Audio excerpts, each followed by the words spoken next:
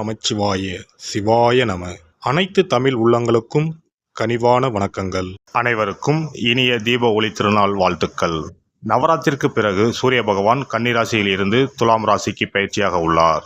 இதனால் சில ராசிக்காரர்களுக்கு அவரின் நற்பார்வையால் தொழில் வியாபாரத்தில் முன்னேற்றமும் குடும்ப வாழ்க்கையில் மகிழ்ச்சியும் அதிகரிக்க உள்ளது.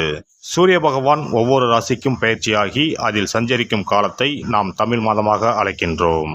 அக்டோபர் மாதம் 18ஆம் தேதி முதல் நவம்பர் மாதம் 16ஆம் தேதி வரை துலாம் ராசியில் சூரியன் சஞ்சரிக்கும் காலத்தை நாம் ஐப்பசி மாதம் என அழைக்கின்றோம். ஐப்பசி மாதம் அடைமழை காலம் என்பது பழமொழி. அத்துடன் ஐப்பசி மாதம் ஐஸ்வரங்களை அள்ளித்தரும் மாதமும் ஆகும். இம்மாதத்திற்கு துலா மாதம் என்ற பெயரும் உண்டு. இந்த மாதத்தில்தான் முருகனுக்குரிய கந்த சஷ்டி, சிவனுக்குரிய அன்னாபிஷேகம், தீபாவளி போன்ற சிறப்பு பண்டிகைகள் வருகின்றன. இந்த ஐப்பசி மாதமானது விசுவாச ஆண்டு அக்டோபர் மாதம் 18ஆம் தேதி சனிக்கிழமை அன்று துவாதசி திதியில் பூரம் நட்சத்திரத்தில் சுப்பிரம் நாமயோகத்தில் தைத்தூலம் கரணத்தில் சித்த யோகத்தில் சனி மகா பிரதோஷம் கூடிய நன்னாளில் இந்த அற்புதமான ஐப்பசி மாதம் பிறக்கிறது. இம்மாத கிரகநிலை என எடுத்துக்கொண்டால் கடகராசியில் குரு பகவானும், சிம்ம ராசியில் கேது பகவான் மற்றும் சந்திர பகவான் சஞ்சரிக்கின்றனர். கன்னி ராசியில் சுக்கிர பகவானும், துலாம் ராசியில் சூரியன், புதன், செவ்வாய் உள்ளனர். கும்ப ராசியில் சனியும் ராகுவும் சஞ்சரிக்கின்றனர். இம்மாத கிரக பெயர்ச்சி என எடுத்துக்கொண்டால் செவ்வாய் பகவான் ஐப்பசி மாதம் 10ஆம் தேதி துலாம் ராசியில் இருந்து விருச்சக ராசிக்கு பயிற்சியாகின்றார். ஐப்பசி மாதம் 17ஆம் தேதி சுக்கிர பகவான் கன்னி ராசியில் இருந்து துலாம் ராசிக்கு பயிற்சியாகின்றார். இந்த கிரகங்களின் அமைப்பு மற்றும் பெயர்ச்சியால் உங்கள் ராசிக்கு இம்மாதம் உண்டாகும் சுப மற்றும் அசுப பலன்கள் என்ன என்பதனையும், அசுப பலன் ஏற்படுமாயின் ராசிக்காரர்கள் செய்ய வேண்டிய பரிகாரம் என்ன, வழிபட வேண்டிய தெய்வம் யார், செல்ல வேண்டிய கோவில் என்ன என்பதனை பற்றி விரிவாக காண்போம். பிறக்கப் போகும் இம்மாதம் உங்கள் வாழ்வில் வளமும் நலமும் செல்வ செழிப்பும் பெற்று வாழ்வில் உயரிய நிலையை அடைய எல்லாம் வல்ல எம்பெருமானை வேண்டி விரும்பி கேட்டுக்கொள்கிறேன். மேசராசி அன்பர்களே, இம்மாதம் குடும்பத்தில் மகிழ்ச்சியும் உற்சாகமும் நிலவும். பணவரவு எதிர்பார்த்ததை விட அதிகமாக இருக்கும். எதிர்பாராத ஆடை ஆபரணங்களின் சேர்க்கை உண்டாகும். அடுத்தடுத்த சுப நிகழ்ச்சிகளால் வீடு களை கட்டும். எதிரிகளால் ஏற்பட்ட தொல்லைகள் நீங்கும். கணவன் மனைவிக்கு இடையே அந்யோன்யம் அதிகரிக்கும். மாத பிற்பகுதியில் குடும்பத்தில் குழப்பமான சூழ்நிலை காணப்படும். கணவன் மனைவிக்கு இடையே கருத்து வேறுபாடுகள் ஏற்படக்கூடும். காரியங்கள் அனுகூலமாக முடியும். புதிய முயற்சிகள் வெற்றியடையும். வெளிவட்டாரத்தில் உங்கள் மதிப்பும் மரியாதையும் அதிகரிக்கும். பொது நிகழ்ச்சிகளை முன்னின்று நடத்துவீர்கள். அரசாங்க வகையில் எதிர்பார்த்த காரியம் அனுகூலமாக முடியும். தந்தையுடன் இருந்து வந்த கருத்து வேறுபாடுகள் மறையும். அலுவலகத்தில் சக ஊழியர்களால் ஏற்பட்டிருந்த மறைமுக தொல்லைகள் விலகும். அதிகாரிகளின் ஆதரவு கிடைக்கும். எதிர்பார்த்த பதவி உயர்வு, ஊதிய உயர்வு போன்ற சலுகைகள் கிடைக்கும். சிலருக்கு அவர்கள் விரும்பியபடியே இடமாற்றம் கிடைக்கும். மாத பிற்பகுதியில் அலுவலகத்தில் சற்று நெருக்கடியான நிலை ஏற்பட்டு நீங்கும். வியாபாரத்தை விரிவுபடுத்தும் முயற்சி சாதகமாக முடியும். சக வியாபாரிகளால் ஏற்பட்ட மறைமுக தொல்லைகள் நீங்கும். வியாபாரம் விஷயமாக வெளியூர் பயணம் செல்ல நேரலாம். இதுவரை ஏற்பட்டு வந்த அதிகப்படியான செலவுகள் குறையும். மாத பிற்பகுதியில் புதிய முயற்சிகளை தவிர்ப்பது நல்லது. கலைத்துறையை சேர்ந்தவர்களுக்கு வாய்ப்புகள் எதிர்பார்த்தபடி கிடைப்பதில் சில தடைகள் ஏற்படக்கூடும். ஏற்கனவே இருக்கும் வாய்ப்புகளை சரிவர பயன்படுத்திக் கொள்ள முடியாத சூழ்நிலை ஏற்படக்கூடும். மூத்த கலைஞர்களின் ஆலோசனை பயனுள்ளதாக அமையும். மாணவர்களுக்கு படிப்பில் ஆர்வம் அதிகரிக்கும். பாடங்களை கூர்ந்து கவனிப்பீர்கள். மாதாந்திர தேர்வுகளில் நல்ல மதிப்பெண்கள் பெறுவீர்கள். மாத பிற்பகுதியில் பாடங்களில் கூடுதல் அக்கறை எடுத்துக்கொண்டு படிக்க வேண்டியது அவசியம். குடும்பத்தை நிர்வகிக்கும் பெண்களுக்கு மகிழ்ச்சியான மாதமாக இது அமையும். சுப நிகழ்ச்சிகளில் கலந்து கொள்ளும் வாய்ப்பு ஏற்படும். கணவரின் அன்பும் ஆதரவும் மகிழ்ச்சி தரும். அவருடன் ஏற்பட்டிருந்த கருத்து வேறுபாடுகள் நீங்கும். அலுவலகம் செல்லும் பெண்கள் அலுவலகத்தில் பொறுமையை கடைபிடிக்க வேண்டியது அவசியம். நட்சத்திர பலன்கள். அஸ்வினி நட்சத்திரம். இதுவரை இருந்து வந்த நெருக்கடி, பிரச்சனைகள், போராட்டம் எல்லாம் ஒவ்வொன்றாக விலக ஆரம்பிக்கும். எடுக்கும் வேலைகள் வெற்றியாகும். எதிர்பார்த்த பணம் வரும். வாங்க நினைத்த இடத்தை வாங்க முடியும்.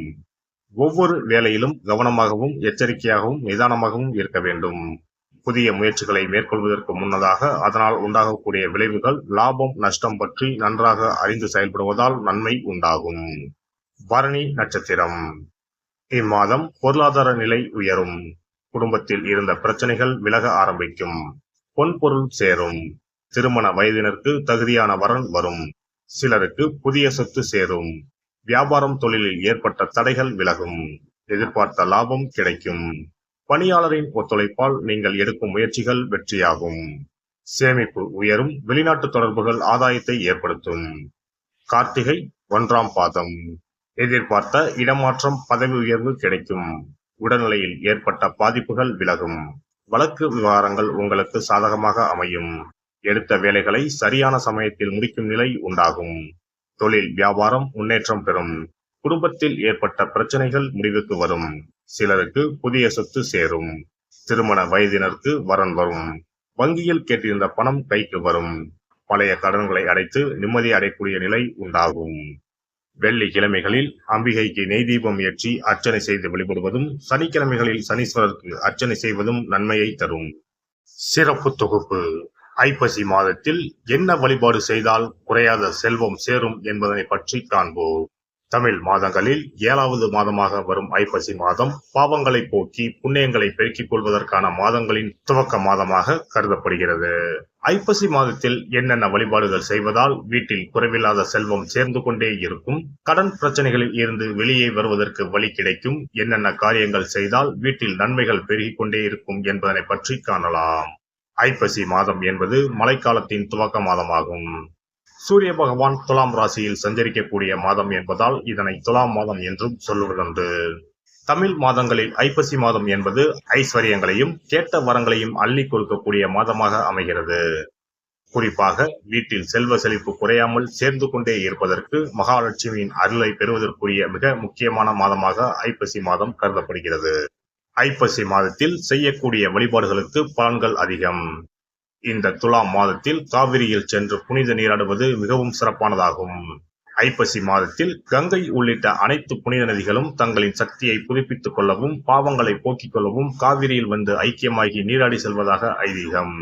அதனால் இந்த மாதத்தில் காவிரியில் நீராடினால் அனைத்து புனித நதிகளிலும் நீராடிய பலனை பெற முடியும். ஐப்பசி மாதத்தில் சிவபெருமானை வழிபடுவது சிறந்தது. ஐப்பசி மாத பௌர்ணமியில் சிவபெருமானுக்கு அன்னாபிஷேகம் செய்வது வழக்கம். இந்த மாதத்தில் அன்னாபிஷேகத்திற்கு தேவையான அரிசி, காய்கறிகள் போன்றவற்றை கோவிலுக்கு தானமாக கொடுப்பது நல்லது. இதனால் வீட்டில் எப்போதும் உணவு பஞ்சம் என்பதே ஏற்படாது. ஒரு அன்னாபிஷேகத்தை தரிசித்தால் கோடி லிங்கங்களை தரிசித்து வழிபட்ட புண்ணிய பலன் கிடைக்கும். அதனால் இந்த மாதத்தில் சிவ வழிபாடு செய்வதும், சிவ கோவில்களுக்கு வேண்டிய உதவிகள் செய்வதும், உளவார பணி செய்வதும் பல மடங்கு அதிகமான புண்ணியத்தை தரும். ஐப்பசி மாதத்தில் வரும் பிரதோஷம் மிகவும் மகத்துவம் வாய்ந்ததாகும். இந்த நாளில் விரதம் இருந்து சிவபெருமானை வழிபட்டால் வேண்டுதல்கள் நிறைவேறும். ஐப்பசி மாதத்தில் காவிரியில் நீராடி துவாதசியில் பெருமாளை தரிசிப்பதால் வீட்டில் தனம் தானியம் பெருகும். குடும்பத்தில் நல்லது நடக்கும். கடன் பிரச்சனைகளில் இருந்து விடுபட முடியும். நாம் வாங்கிய கடன் மட்டுமின்றி பிறவி கடனையும் தீர்க்கும் புண்ணியம் சேரும் மாதம் ஐப்பசி மாதமாகும். ஐப்பசி மாதத்தில் வரும் ஒவ்வொரு வெள்ளிக்கிழமையிலும் மாலையில் வீட்டில் 6 நெய் தீபம் ஏற்றி மகாலட்சுமியை வழிபடுவது சிறந்தது. இதனால் மகாலட்சுமியின் அருள் எப்போதும் நம்முடைய வீட்டில் நிறைந்திருக்கும். மகாலட்சுமியின் அருட்கடாட்சத்தால் வீட்டில் குறையாத செல்வம் சேரும். கடன் பிரச்சனைகள் தீரும். அதேபோல் ஐப்பசி மாத வெள்ளிக்கிழமைகளில் லட்சுமி குபேர பூஜை செய்வதும் சிறப்பானதாகும். குபேரருக்கு நாணயங்களால் அபிஷேகம் அர்ச்சனை செய்து வழிபடலாம். எல்லாம் வல்ல இறையருளால் நீங்களும் உங்கள் அன்பு குடும்பமும் உடல் நலம், நீலாயுள், நிறை செல்வம், உயர் புகழ், மெய்ஞானம் ஓங்கி வாழ்க வளமுடன். இந்த வீடியோ பதிவு உங்களுக்கு பிடித்திருந்தால் லைக் பண்ணுங்க, கமெண்ட் பண்ணுங்க, ஷேர் பண்ணுங்க, மறக்காம சப்ஸ்கிரைப் பண்ணுங்க, பக்கத்துல இருக்கிற பெல் பட்டனை கிளிக் பண்ணுங்க. நன்றி, வணக்கம். ஓம் நமச்சிவாய. சிவாய நம.